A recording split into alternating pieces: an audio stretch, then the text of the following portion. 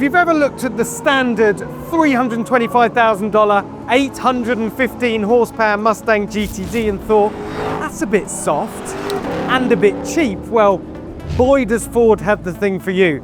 It's called the Mustang GTD Competition, and it's essentially the standard car with anger management issues. Later, we'll be talking to President and CEO of the Ford Motor Company, Jim Farley. If you were to see a supercar from Ford, I think it's going to be really different than you expect. And if you're thinking, hang on, that car was painted and unwrapped in the thumbnail, well, you're right. We paid a human digital artist, not AI, to take a couple of my dodgy phone snaps, peel back the wrap, and show us what the car will look like in final production trim. Not bad, eh?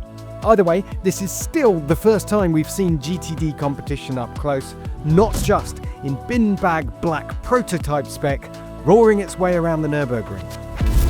Back in April this year, pissed off that the Corvette ZR1X had just gone 3 seconds quicker than the standard GTD's lap time of 6 minutes 52, Ford returned to the Nürburgring with this mega Mustang and German Ring King Dirk Müller at the wheel, and Julie blitzed it, posting the time that's emblazoned on the wall over there, 6 minutes 40.835, making this once again the fastest ever American production car around the Nürburgring and second only to the AMG 1.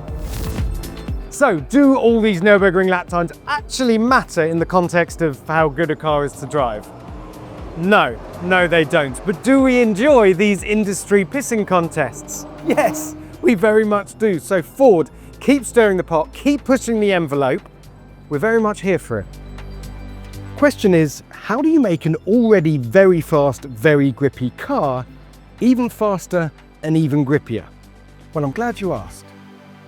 It all starts with the engine under here, which is the same 5.2 litre supercharged V8 as the standard car, but there's been some aggressive tuning, says Ford, and some changes to the supercharger to push that power figure, 815 horsepower, even higher, although the final figure is still TBC.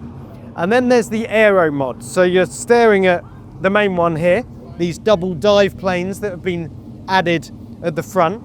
You'll have to come down the side of the car to see the other changes. This is all as per standard GTD, until you get to the rear wheels, where they have these lovely carbon aero discs, which have the added benefit of looking very cool indeed.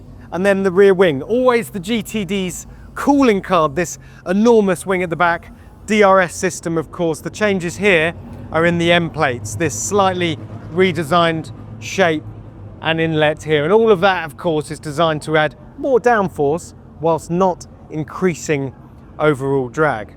And then there's the tyres. Tyres play a massive part, of course. These are the actual ones that were used for the record attempt at the Nürburgring. They're as close as you can get to slicks while still being road legal. I would not like to drive these on a wet day. And then there's some light weighting going on. So again, an unspecified cut to the standard car's pretty porky 1,970 kilogram curb weight thanks to magnesium wheels. We've got lighter dampers and one key change on the interior.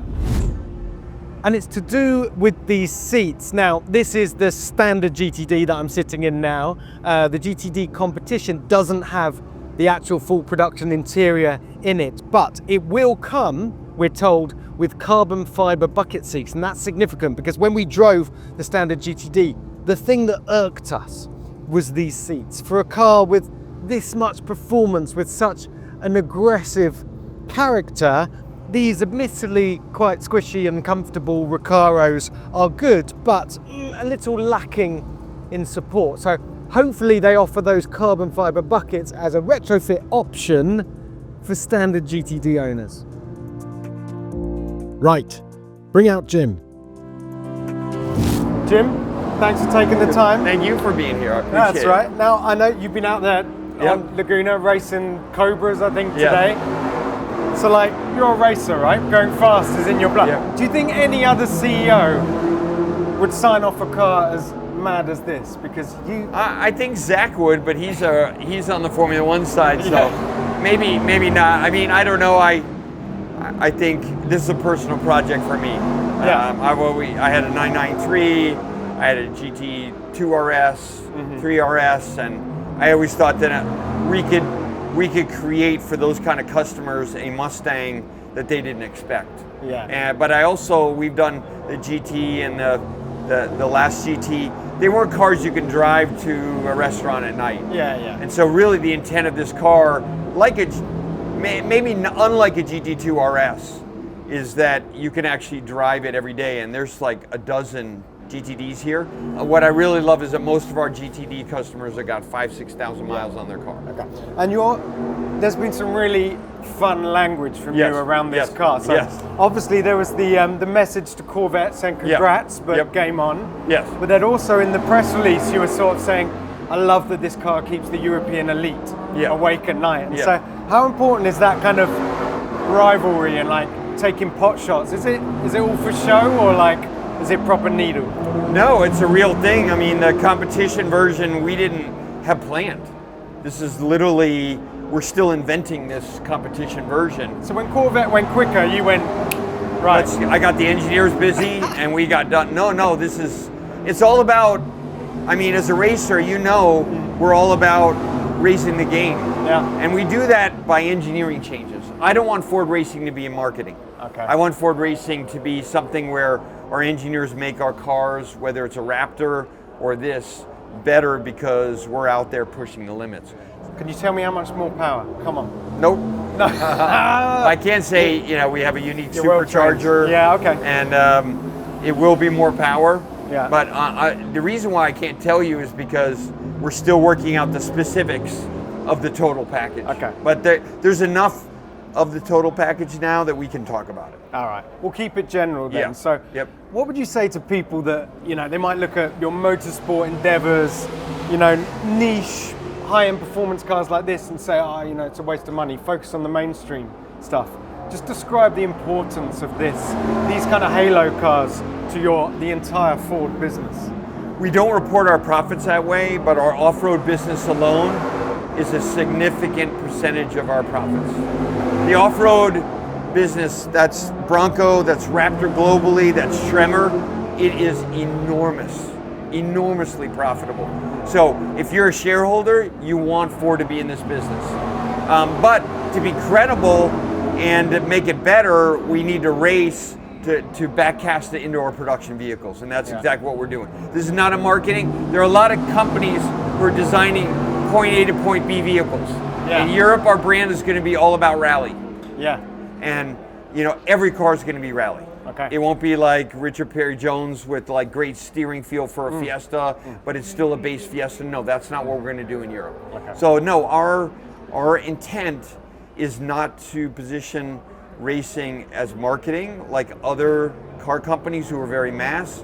Racing is making our engineering better for even a Transit. It's that tangible effect on the road car stuff. Okay, so I've got to ask you this. Dirk Muller. Yeah. He posted this Yes, he time, did, 640 around the ring. Yeah. He's pretty handy. Yeah. I assume you've driven around the Nürburgring yourself. I have, because when I ran Ford of Europe, I lived in Cologne, and I took my Focus RS there pretty much once a week for my lunch break. All right, so you've been doing your homework. Yeah. All right, if you were behind the wheel of the GTD competition, what time is Jim Farley posting around the ring? I'd probably, if I spent like 6 months there every day, I'd probably get within 10 seconds, 15 seconds. Yeah. But I'd have to spend 8 hours a day for a full year. And then you'd have to remove your brain, just put it over there, take some break. Right now it'd be probably a minute. A minute? Because I know it pretty well. Yeah. But I'd still be way off. It's insane. It is. Often the sort of role of the driver in these lap times is kind of overlooked. I'm so glad you mentioned that. Yeah. That is really a big part of why we broke the record is our drivers. Yeah. The car's really important, but we have really special drivers who know the ring really well. Yeah. And I've got to say, this car's awesome. Yeah. But I'm a journalist. I'm never satisfied. I want to know what's next. Okay. You've talked about the off-road business and the importance of Raptor and as a kind of pillar. What are we going to see next in this sphere? Can you imagine an off-road supercar? Will we see another Ford GT one day? What's cooking? A lot. a lot. You know, but we're really excited about Dakar and Pikes Peak. We feel like what's exciting at Ford in Europe is really our rally direction. We want to democratize the rally car. We want everyone to be able to buy a car from Ford, and it's affordable and it's rally. That to me is a huge turn on. Mm-hmm. I want everyone who buys a Ford in Europe and passenger cars to feel like they're a rally driver. And I think that's really exciting because the off-road world is here, on-road world is here, the rally world, even Dakar is kind of somewhere in the middle. Yeah. And to me, that's really exciting. Okay. And if you were to see a supercar from Ford, I think it's going to be really different than you expect. I believe personally that the supercar world is overserved. And so for Ford to really make a difference, I think it's going to be in a completely different execution. People will not see it coming. The power wars are over. You know, the day when you can just go, oh, it's got 900 horsepower and people care. Yes. Now, I think performance is going to be flexible, more flexible. And where we want to really innovate is this very unexpected territory between off-road and on-road. All right, watch this space. Yes, Jim. Thank you so much Thanks for so being much. here. No, really no, appreciate thank it. you for having me. Everything you do for car people like me. When I'm in the UK or I'm always reading your work because I'm a car person like all of us. I learned so much about the competition through your eyes. Okay. Well, we'll keep doing it if you keep building stuff like this. Yep, that's the idea. It's a virtuous circle.